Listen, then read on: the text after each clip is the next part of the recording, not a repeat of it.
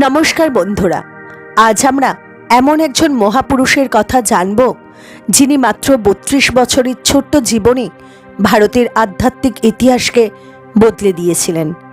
যিনি কলম দিয়ে নয়, চিন্তা দিয়ে বিপ্লব ঘটিয়েছিলেন। যিনি দেখিয়েছিলেন সব আলাদা নয়, সব এক, সত্য একটাই। তিনি আর কেউ নন, আদি শঙ্করাচার্য। আজকের এই ভিডিওতে আমরা জানব একটি সাধারণ গ্রামের শিশু কিভাবে হয়ে উঠলেন ভারতীয় দর্শনের শ্রেষ্ঠ স্তম্ভ, অদ্বৈত বেদান্তের প্রবক্তা আর সনাতন ধর্মের নবজাগরণের নায়ক। এই ভিডিওটি শেষ পর্যন্ত দেখুন, কারণ শঙ্করাচার্যের জীবন শুধু ইতিহাস নয়, এটা আমাদের আজকের জীবনযুদ্ধের দিশাও। খ্রিস্টীয় ৮ম শতাব্দী দক্ষিণ ভারতের সবুজে ঢাকা কেরালার একটি ছোট্ট গ্রাম কালারি। এই গ্রামেই বাস করতেন এক ধার্মিক দম্পতি, পিতা শিবগুরু এবং মাতা আর্যম্বা। দীর্ঘদিন তাদের কোনো সন্তান ছিল না। প্রতিদিন শিবের পুজো, ব্রত, উপবাস সবই চলত একটা প্রার্থনায়, হে মহাদেব, আমাদের একটি সন্তান দিন। একদিন ভগবান শিব স্বপ্নে দর্শন দিলেন, বললেন, তোমরা কি চাও?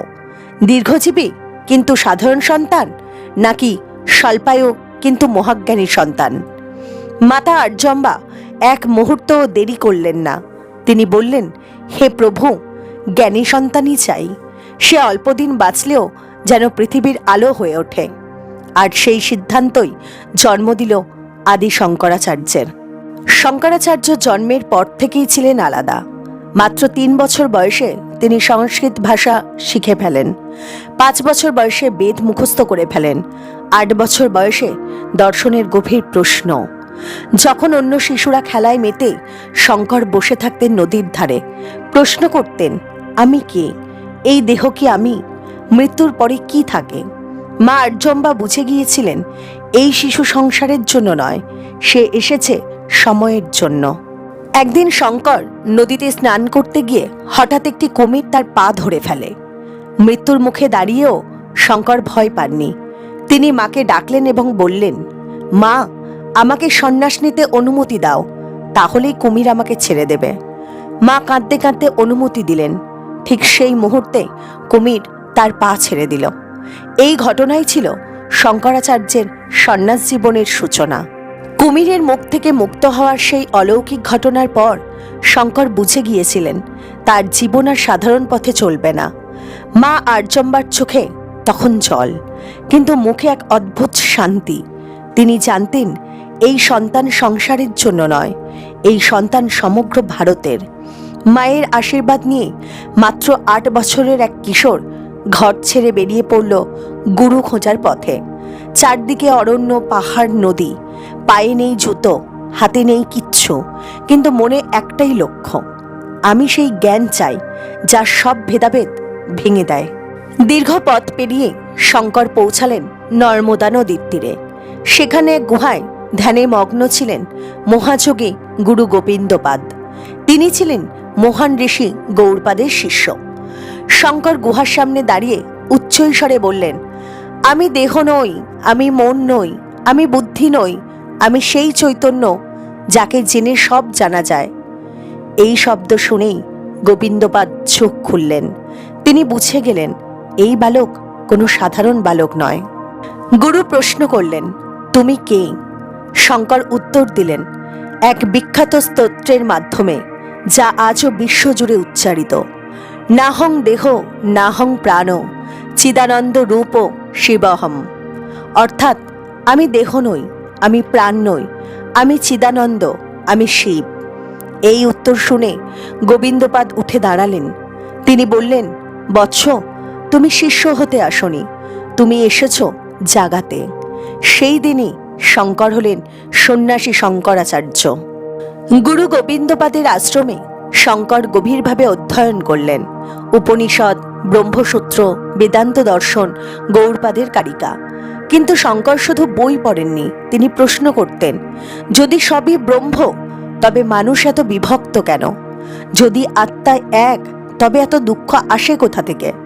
গুরু বুঝলেন এই শিষ্য শুধু জ্ঞান গ্রহণ করবে না, সে জ্ঞানকে মানুষের কাছে পৌঁছে দেবে। একদিন আশ্রমে প্রবল বন্যা এলো। নর্মদার জল ভয়ঙ্কর রূপ নিল। গুরু গোবিন্দপাদ তখন গুহার ভেতরে ধ্যানে। শিষ্যরা আতঙ্কিত। শঙ্কর শান্তভাবে দাঁড়িয়ে একটি প্রার্থনা করলেন। কথিত আছে তার তপস্যার ফলে নদীর প্রবাহ বদলে যায়, গুহা রক্ষা পায়। এই ঘটনার পর গুরু গোবিন্দপাদ প্রকাশ্যে বললেন, এই বালকই অদ্বৈত বেদান্তের ভবিষ্যৎ। কিছুদিন পর গুরু গোবিন্দপাদ শঙ্করকে বললেন, এখন আশ্রমে বসে থাকার সময় নয়। ভারত জুড়ে ভুল ব্যাখ্যা, ভ্রান্ত আচার, জ্ঞানের অবক্ষয় হয়েছে। যাও, তর্কের মাধ্যমে নয়, তত্ত্বের মাধ্যমে মানুষকে জাগাও। গুরু নির্দেশ দিলেন উপনিষদের সত্য প্রচার করতে, অদ্বৈত বেদান্ত বোঝাতে, ধর্মকে যুক্তির আলোয় আনতে। এই নির্দেশই শুরু করল এক ঐতিহাসিক ভারত ভ্রমণ। গুরু গোবিন্দপাদের নির্দেশ পাওয়ার পর শঙ্কর আর থামলেন না। মাত্র 9-10 বছরের এক সন্ন্যাসী, কাঁধে গেরুয়া বসন, হাতে দণ্ড, মনে অটল বিশ্বাস। সত্য একটাই, আর সেই সত্য সকলের। তিনি বেরিয়ে পড়লেন উত্তর থেকে দক্ষিণ, পূর্ব থেকে পশ্চিম, সমগ্র ভারতবর্ষে। আজকের দিনে যেখানে মাসের পর মাস লাগে, সেই পথ শঙ্কর পাড়ি দিলেন পায়ে হেঁটে, ভিক্ষায় জীবন চালিয়ে। কিন্তু যেখানে তিনি যেতেন সেখানেই মানুষ থমকে দাঁড়াত। তৎকালীন ভারতীয় সমাজে তখন অতিরিক্ত যজ্ঞ, কুসংস্কার, আচারকেন্দ্রিক ধর্ম, জটিল দর্শনের ভুল ব্যাখ্যা। মানুষ ভাবত ধর্ম মানে শুধু বিধি, কিন্তু শঙ্কর বললেন ধর্ম মানে জ্ঞান, আর জ্ঞান ছাড়া ধর্ম অন্ধ। তিনি প্রশ্ন করতেন, যদি ঈশ্বর সর্বত্র, তবে তাকে খুঁজতে দূরে কেন? যদি আত্মা নিত্য, তবে ভয়ের কারণ কি? এই প্রশ্নেই অনেক পণ্ডিত অস্বস্তিতে পড়ে গেলেন। কাশীতে পৌঁছে শঙ্কর শুনলেন এক মহাপণ্ডিতের কথা, মণ্ডন মিশ্র। তিনি ছিলেন কর্মকাণ্ড দর্শনের প্রবক্তা। যজ্ঞ আচারেই মুক্তি, এমন বিশ্বাসী, আর অজেয় বিতার্কিক।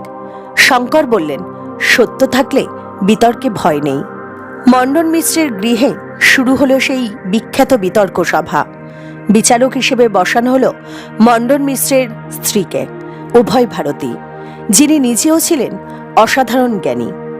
শর্ত ছিল, যিনি হারবেন তিনি অন্যের মত গ্রহণ করবেন। বিতর্ক চলবে দিন রাত, বিচার হবে যুক্তি ও শাস্ত্র দিয়ে। মণ্ডন মিশ্র বললেন, যজ্ঞ, কর্ম আর বিধি মুক্তির পথ। শঙ্কর শান্তভাবে উত্তর দিলেন, কর্ম অনিত্য, ফলও অনিত্য। অনিত্য দিয়ে নিত্যকে পাওয়া যায় না। তিনি উপনিষদের উদ্ধৃতি দিলেন, ব্রহ্ম সত্য, জগৎ মিথ্যা। দিনের পর দিন বিতর্ক চলল। উভয় ভারতী খেয়াল করলেন, যেখানে মণ্ডনের যুক্তি শেষ, সেখানে শঙ্করের যুক্তি শুরু। শেষে মণ্ডন মিশ্র নীরব হলেন। মণ্ডন মিশ্র পরাজয় স্বীকার করলেন, কিন্তু শঙ্কর তাকে অপমান করলেন না। তিনি বললেন, আপনি হারেননি, আপনি রূপান্তরিত হয়েছেন। মণ্ডন মিশ্র সন্ন্যাস নিলেন। নাম হল সুরেশ্বরাচার্য, আর হয়ে উঠলেন শঙ্করের প্রধান শিষ্যদের মধ্যে একজন। মণ্ডন মিশ্র পরাজয় স্বীকার করার পর সভায় নেমে এলো নীরবতা। ঠিক তখনই বিদুষী নারী উভয় ভারতী উঠে দাঁড়ালেন। তিনি বললেন, শঙ্করাচার্য, আপনি তর্কে জয়ী হয়েছেন, কিন্তু আমার একটি প্রশ্ন আছে। শঙ্কর বিনীতভাবে বললেন, প্রশ্ন করুন মাতো। উভয় ভারতীর প্রশ্ন ছিল গভীর। আপনি সংসার ত্যাগ করেছেন, গৃহস্থ জীবনের অভিজ্ঞতা ছাড়া কাম, প্রেম, দাম্পত্য এইসব বিষয়ে আপনার জ্ঞান কিভাবে সম্পূর্ণ? এই প্রশ্নের সভা স্তব্ধ, কারণ এটি ছিল শাস্ত্রে নয়, জীবনের প্রশ্ন। শঙ্কর উত্তর দিতে পারলেন না সঙ্গে সঙ্গে। তিনি বললেন, আমাকে সময় দিন। লোককথা অনুযায়ী শঙ্কর যোগশক্তির মাধ্যমে এক মৃত রাজা অমরুকের দেহে প্রবেশ করেন। রাজা হয়ে তিনি রাজনীতি দেখলেন, সংসারের সুখ দুঃখ বুঝলেন, দাম্পত্যের বাস্তবতা জানলেন। কিছুক্ষণ পর নিজ দেহে ফিরে এলেন শঙ্কর। তিনি আবার উপস্থিত হলেন উভয় ভারতীর সামনে।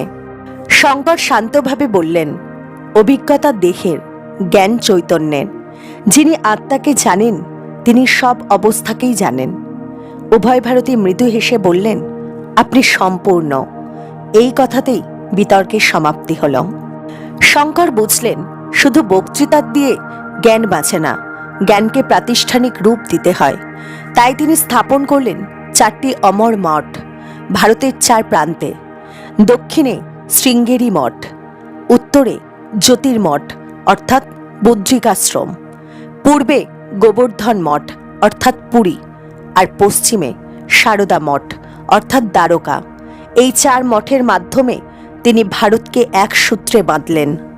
প্রতিটি মঠে বসালেন নিজের প্রধান 4 শিষ্যকে: পদ্মপাদ, সুরেশ্বরাচার্য, তোতকাচার্য, হস্তামলকাচার্য। 4 মঠের সঙ্গে যুক্ত হল 4 বেদ: ঋগ্বেদ, যজুর্বেদ, সামবেদ, অথর্ববেদ। এভাবেই শঙ্করাচার্য সৃষ্টি করলেন ভারতীয় জ্ঞানের এক শক্ত কাঠামো। শঙ্করাচার্যের অবদান শুধু দর্শনে নয়, সনাতন ধর্মকে পুনর্জীবন, বৌদ্ধ দর্শনের সঙ্গে শাস্ত্রভিত্তিক সংলাপ, আচার নয় জ্ঞানকে মুখ্য করা আর ভারতীয় ঐক্যের ভিত্তি তৈরি করা। তিনি দেখালেন ভাষা আলাদা হতে পারে, পথ আলাদা হতে পারে, কিন্তু সত্য একটাই। অদ্বৈত বেদান্ত মানে কি? শঙ্করাচার্য যে দর্শনের কথা বলেছিলেন তার নাম অদ্বৈত বেদান্ত। অদ্বৈত মানে কি? যার মানে হলো দ্বৈত নেই, দুই নেই, ভেদ নেই। তিনি বলেছিলেন এই জগতে যা কিছু দেখছ সব আলাদা মনে হলেও মূল সত্য একটাই, ব্রহ্ম। শঙ্করাচার্য সাধারণ মানুষের বোঝার জন্য খুব সহজ উদাহরণ দিতেন। মাটির হাঁড়ি, হাঁড়ি ভাঙলে নাম নষ্ট হয় কিন্তু মাটি থেকে যায়, দেহ নষ্ট হয় কিন্তু আত্মা থেকে যায়। দড়ি ও সাপ, অন্ধকারে দড়িকে সাপ মনে হয়, অজ্ঞানে জগৎ সত্য মনে হয়, জ্ঞানে বোঝা যায় ব্রহ্মই একমাত্র সত্য। ব্রহ্মা সত্যং জগন্মিথ্যা, এই একটি বাক্যেই শঙ্করাচার্যের সমগ্র দর্শন ধরা আছে। এর মানে হল ব্রহ্মই একমাত্র চিরন্তন, জগৎ সম্পূর্ণ মিথ্যা নয় কিন্তু চিরস্থায়ী নয়। আত্মা আর ব্রহ্ম আলাদা নয়। তিনি বলতেন তুমি যাকে খুঁজছ বাইরে সে আসলে তোমার ভেতরেই আছে। শঙ্করাচার্য শুধু দার্শনিক ছিলেন না, তিনি ছিলেন অসাধারণ কবি। তার লেখা স্তোত্রগুলো হল ভজ গোবিন্দম, নির্বাণ ষটকম, কানকধারা স্তোত্র আর শিবানন্দ লহরী। এইসব স্তোত্রে তিনি বলেছিলেন সম্পদ, যৌবন, অহংকার সব ক্ষণস্থায়ী, সত্যের শরণ নাও। আজকের দুনিয়ায় স্ট্রেস, দুশ্চিন্তা, তুলনা, অহংকার সবকিছুর মূল একটাই, আমি আলাদা, এই ভ্রান্ত ধারণা। শঙ্করাচার্য বলেছেন তুমি কম নও, তুমি একাই সম্পূর্ণ। এই ভাবনাই আজকের মানুষের জন্য সবচেয়ে বড় ওষুধ। অদ্বৈত বেদান্তের আলো সমগ্র ভারতবর্ষে ছড়িয়ে দেওয়ার পর শঙ্করাচার্য বুঝেছিলেন তার কাজ প্রায় সম্পূর্ণ। মাত্র 32 বছরের জীবনে তিনি উপনিষদের ভাষ্য রচনা করেছেন, ব্রহ্মসূত্র ও গীতার ব্যাখ্যা দিয়েছেন, 4 মঠ স্থাপন করেছেন, অসংখ্য শিষ্য গড়ে তুলেছেন। এমন কাজ করতে অন্যদের যেখানে বহু জন্ম লাগে সেখানে শঙ্কর করেছেন এই এক জীবনেই। লোককথা অনুযায়ী জীবনের শেষ সময়ে শঙ্করাচার্য হিমালয়ের পথে যাত্রা করেন। কেদারনাথ থেকে তিনি ধীরে ধীরে উচ্চ হিমালয়ের দিকে এগিয়ে যান। শিষ্যরা অনুরোধ করেছিলেন গুরুদেব আমাদের ছেড়ে যাবেন না। শঙ্কর মৃদু হেসে বলেছিলেন আমি কোথাও যাচ্ছি না, আমি তোমাদের চেতনাতেই আছি। হিমালয়ের তুষার ঢাকা পথে একসময় শঙ্কর দেহ ত্যাগ করেন। তিনি রেখে যান অমর জ্ঞান। শেষ পর্যন্ত তিনি একটাই কথা বলেছিলেন, নিজেকে জানো, তাহলেই সব জানা হয়ে যাবে। এই কথার মধ্যেই লুকিয়ে আছে ধর্ম, দর্শন, মানবতা, মুক্তি। প্রিয় দর্শকবৃন্দ, আদি শঙ্করাচার্য ছিলেন না শুধুমাত্র একজন সাধু, তিনি ছিলেন ভারতের আত্মার কণ্ঠস্বর, যুক্তি ও ভক্তির সেতু বন্ধন, অন্ধবিশ্বাসের বিরুদ্ধে আলো। তিনি আমাদের শিখিয়েছেন তুমি ছোট নও, তুমি আলাদা নও, তুমি সেই ব্রহ্ম যাকে তুমি খুঁজছ। আজকের ব্যস্ত, ভাঙা, দৌড়ানো জীবনে এই বাণী এক ফোঁটা অমৃতের মতো। এই ভিডিওটি যদি আপনাদের মন ছুঁয়ে থাকে, যদি শঙ্করাচার্যের জীবন ও বাণী আপনাদের নতুন করে ভাবতে শেখায়, তাহলে ভিডিওটিতে একটি লাইক করবেন, আপনার মতামত কমেন্ট করে জানাবেন আর আমাদের চ্যানেলটি সাবস্ক্রাইব করে রাখবেন, কারণ এই চ্যানেলের মাধ্যমে আমরা ভারতীয় জ্ঞান, দর্শন ও ইতিহাসকে নতুন প্রজন্মের কাছে পৌঁছে দিতে চাই। আপনি, আমি কেউ আলাদা নই। যে শুনছে, যে বলছে, সবাই এক। এই সত্যটাই আদি শঙ্করাচার্যের অদ্বৈত বেদান্ত। নমস্কার।